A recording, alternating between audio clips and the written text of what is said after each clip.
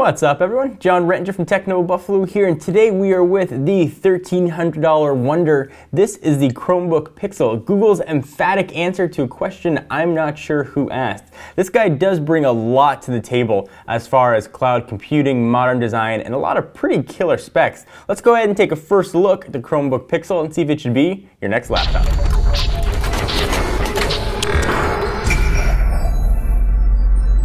Alright, so we are here with the Chromebook Pixel, a fine example of Google's really impressive industrial design. But those good looks actually go beneath the skin. This guy's got some pretty nice specs as well. So let me get this out of the way first, because it's really going to be the giant elephant in the room. It's got a $1,300 price tag to go with it. That's not the LTE version. It's actually $1,299. If you want the LTE version, you're gonna have to pony up an extra $200 to jump to $1,500. So not cheap at all. This laptop is not geared to the average consumer. Google's smart enough to know they're not gonna sell these guys in bulk. This is essentially a readily available developer's unit that they might want to get in the hands for folks that want to start coding for Chrome OS, the operating system it's running.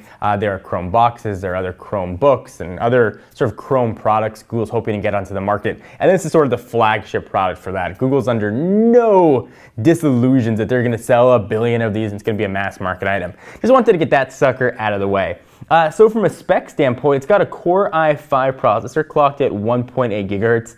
It's got Intel's relatively capable HD graphics. That's the 4000 that is integrated. From a port standpoint, it's not overwhelming with high power. It's got 2 USB 2.0 ports, mini display port, an SD MMC card reader. Unlike previous Chrome OS laptops or desktops that we've seen, this one actually has a pretty decent amount of onboard storage. It's got 32 gigs of SSD, which is going to result in obviously very fast file access, but also incredibly quick boot up times. Certainly you'd expect that from an SSD, but Chrome OS is really meant for those quick boot ups, and it works really well. This is one of the fastest boot ups I've ever seen on a laptop. So the big deal here, it's named the Pixel. It's all about this guy, the screen. This is probably the best screen I have ever seen on a laptop. It's a 12.85 inch affair with 4.3 million pixels. It's got a resolution of 2560 by 1700. It actually means it has the highest pixel density of any laptop ever, with 239. It is absolutely incredible. It's got a 178-inch wide view angle as well, so you can view it from really any spot. Augmented with 4 gigs of RAM. As I mentioned, 32 gigs on the SSD. If you opt for the LTE version, you're going to get an extra couple gigs and go to 64.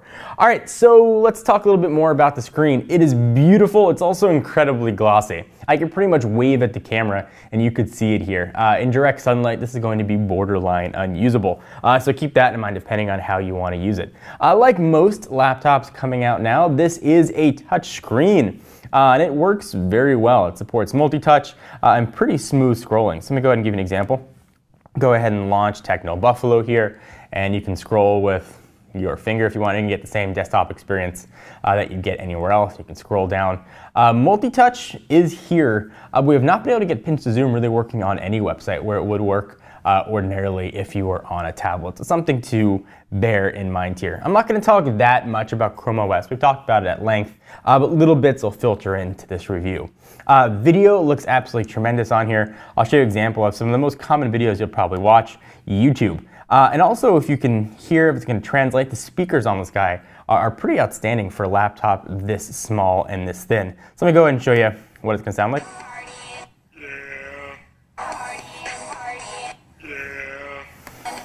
So, like that goat would say, yeah, it sounds pretty good here. It's very surprising. What is also surprising is the battery life. It's got 5 hours of battery life. You'd expect much, much, much more from essentially a web-only operating system. Chrome OS is essentially a Chrome browser with apps. There's a decent amount of app support, but not a giant amount there. All the stuff that you'd want to do ordinarily on a laptop, you're going to have a hard time finding an equivalent here. You have to go ahead and browse a Chrome store, and even then, not all the apps are going to function properly. Google's hoping, though, you can overlook that. They're going to give you a free terabyte of Google Drive storage, so that's kind of awesome if you want to store all your files in the cloud. You've got sort of a taskbar, a launch bar down here, which is now totally touchscreen. You can have Go ahead and launch that up, and you can actually view files, and you have a native file explorer, which is a really nice addition to the newest version here of Chrome OS. You can go ahead and view your file just like you would. So if you want to minimize something, all you have to do is just tap the icon down below, either with your finger or the trackpad. And speaking of the trackpad, it is really good. It's a very large, wide trackpad. Not sure what it's made out of, but it's got sort of a glossy feel to it. And it works extremely well for multi-touch scrolling. As you scroll up and down, it is extremely smooth. So Google's done a very nice job incorporating multi-touch into the trackpad. All right, so the keyboard here is absolutely outstanding. It's a chiclet style that was really made popular by Apple's keyboards, but other manufacturers have been using it for years as well. But there are some oddities here.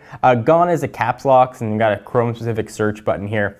We don't have a function row dedicated, but you do have a ton of function keys. So you don't have the typical F1, F2, but you do have some shortcuts that line the top of this keyboard, and typing experience is really outstanding. And worked very well. You've got a 720p front-facing camera here, obviously for web chat or whatever you might want to do. If you want to do a Google Hangout, I'm sure Google's hoping you will utilize. Pictures here are also quite obviously very good looking. So let me go ahead and give you an example. We'll use the wallpapers here. They're full HD wallpapers. So you do have what's the equivalent of a right click. You can go ahead and take two fingers, tap down, and you can go ahead and set wallpaper. This will give us sort of a nice sense of how images look, and they do look absolutely gorgeous on the screen, assuming you're getting a nice high-res image.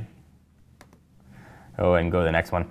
Things just look absolutely beautiful. Here, we'll keep that one. It looks like a cool, serene twilight. So everything else here is kind of as you'd expect. Build quality is absolutely tremendous here. It's probably one of the best feeling, best looking laptops I've ever seen. I love the glowing light on the back. It serves no purpose as of yet, other than just looking really cool. And it's something certainly unique to this laptop. So the Chrome badging here is really subtle, and I like that. You've got one right above the keyboard and one on the back on the piano hinge. One nice thing about the hinge as well, certainly when you deal with touchscreens, it's a pretty tight hinge. So as you're touching this, it's not going to move back too much. It's obviously a little bit of give, but certainly better than what I've seen on some other laptops and sort of Windows 8 Ultrabooks that also utilize touchscreen or Windows 8 laptops in general. So the big thing here, obviously, is price. We talked about that when we first started. At $1,300, this is clearly not geared toward the mass market. You can get much better value elsewhere. You've got the Microsoft Surface tablets, a slew of Windows 8 Ultrabooks, Windows 8 tablets, and Windows 8 laptops and desktops. You're pretty much at MacBook price here as well for a few $100 difference. This is not a computer you get if you want mass productivity. Obviously, you want to play games, do any sort of video editing.